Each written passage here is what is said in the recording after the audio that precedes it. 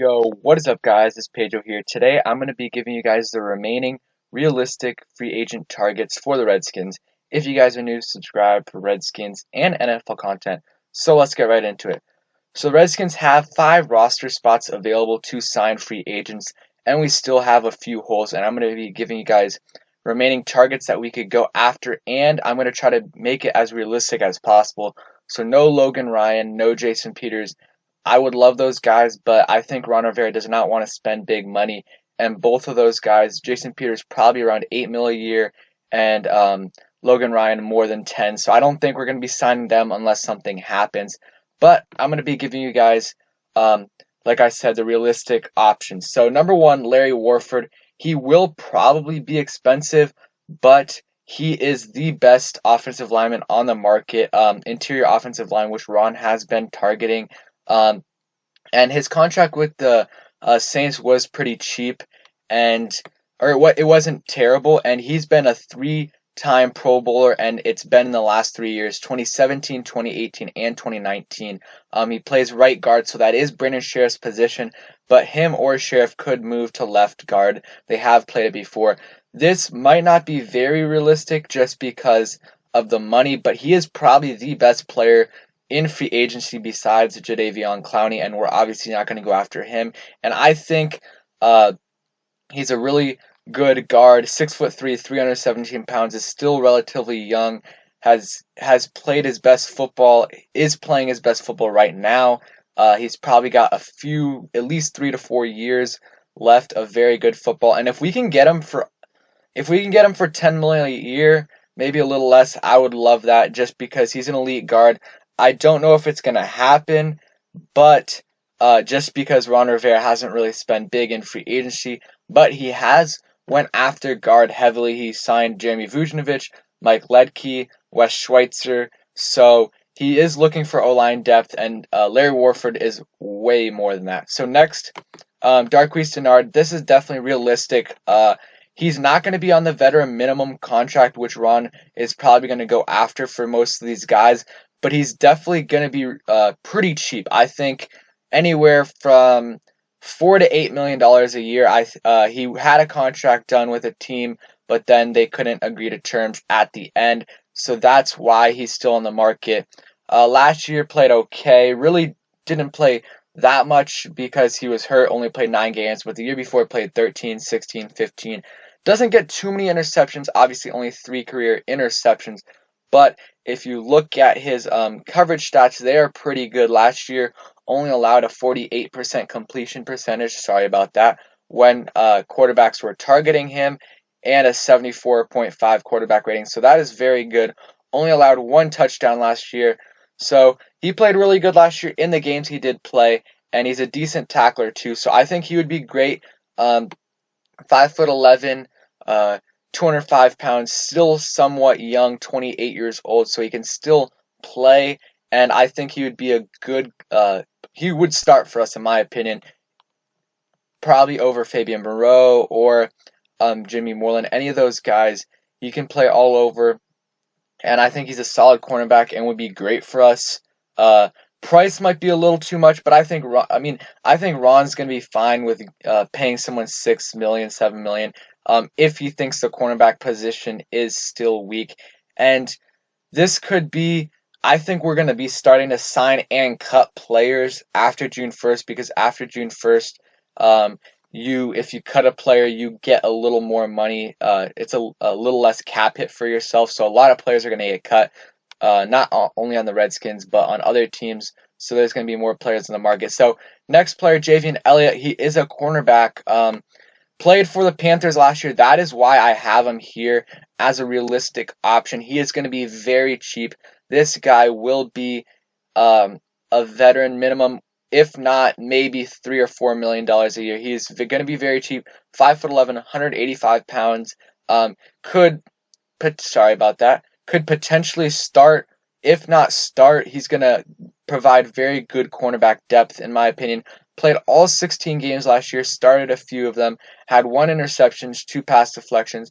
If you look at his advanced stats, not great, but also not bad. 77% completion percentage when targeting him, but only an 87 passer rating, which that's pretty good. So he wouldn't be a great addition, but it would be very good cornerback depth if we could get him. And he played under Ron Rivera last year, so he knows what to expect from Ron Rivera, and he's going to know at least somewhat the scheme because, yes, it's not going to be necessarily all Ron Rivera's scheme, but it's going to be a little bit of his and Jack Del Rio's 4-3 defense. So next, another former Carolina Panthers guy, Ross Cockrell, only played 1 year just like Javian Elliott, but last year he played pretty good, starting in 11 games out of 14, 2 interceptions, 8 pass deflections, pretty good overall, 62 tackles.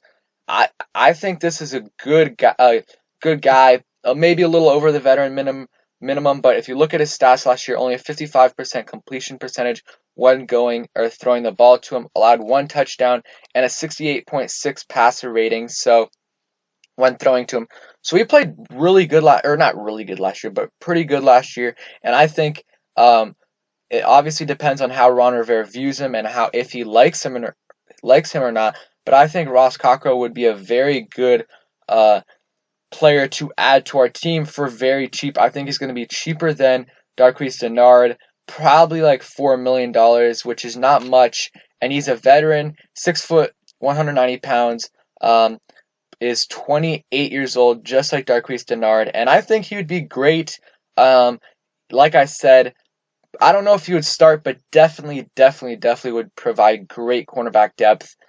He started 11 games last year, so he would probably start, but that would be up to Ron Rivera and Jack Del Rio to decide. So those are the 3 cornerbacks that I said today. I'm obviously still gonna go after some. I'm gonna go talk about some offensive linemen, but some other cornerbacks that I would like us to go after that we're not gonna probably go after is Logan Ryan. We're not going to go after him probably because it's too much money. And I do like Prince Amukamara just because of his veteran presence, but I think also it's going to be a little too much money and he's getting older. So next player is Kelvin Beecham. So Kelvin Beecham is a tackle. He plays left tackle. Played left tackle last year for the Jets. Started in 13 games. Really hasn't had much in the last 4 years. Hasn't had much injury concerns. Last year, obviously missed 3 games. Start every year every year for his career except for 2013 and 2012. He started every game he played in. So he is a starter, and we still have a hole at left tackle, or he could play right tackle for Morgan Moses, or he could start the year at left tackle and help develop Sadiq Charles, and then maybe when Sadiq Charles is ready, you can put Kelvin Beecham in at right tackle for Morgan Moses.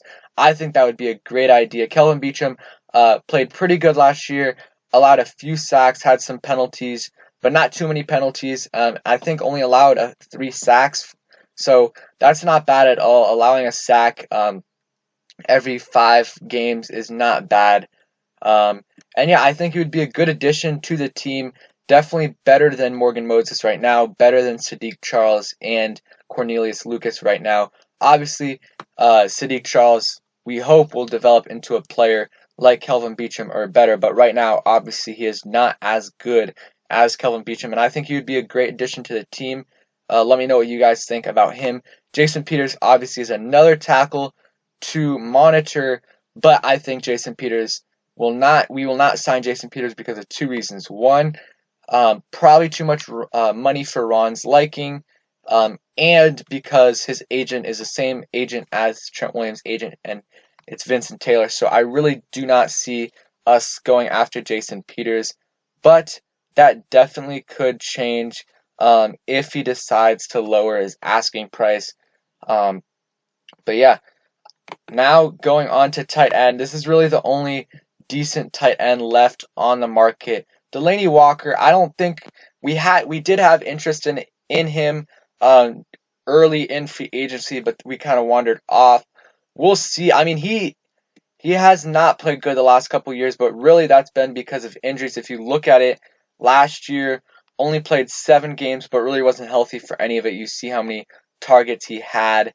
And the year before only played 1 game. But if you look at all the years before, from 20 2007 to 2017, so 10 years, he played in at least 14 games. Most of the years was 15 or 16 games. So he's been healthy, and I think he would be a good veteran to help develop Delanie Walker, Thaddeus Moss, and Logan Thomas, and those young tight ends, Hale Henches. So I think he would be a good addition. Yes, the injury concerns and the age concerns, um, that is a huge concern, but I think he would be a good guy to groom those younger guys. And if he stays healthy, he's been really good when he's been healthy the last few years. 2017, we're not too far removed from that. And from 2014 to 2017, he had more than 800 yards every year and had made the Pro Bowl from 2015 to 2017.